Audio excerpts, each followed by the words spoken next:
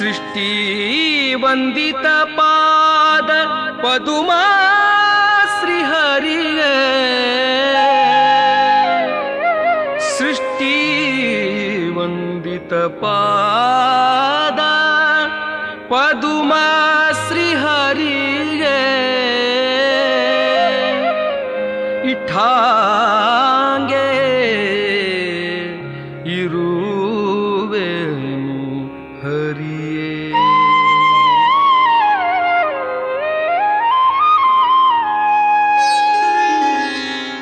ಮುಮುಕ್ಷುಗಳಾದವರು ಯಾವತ್ತೂ ಕೂಡ ಮೋಕ್ಷವನ್ನು ಪಡೆಯಬೇಕಾದರೆ ಭಗವಂತನ ಅತ್ಯರ್ಥ ಪ್ರಸಾದ, ಭಗವಂತನ ಪ್ರಸಾದದಿಂದನೇ ಮೋಕ್ಷವನ್ನ.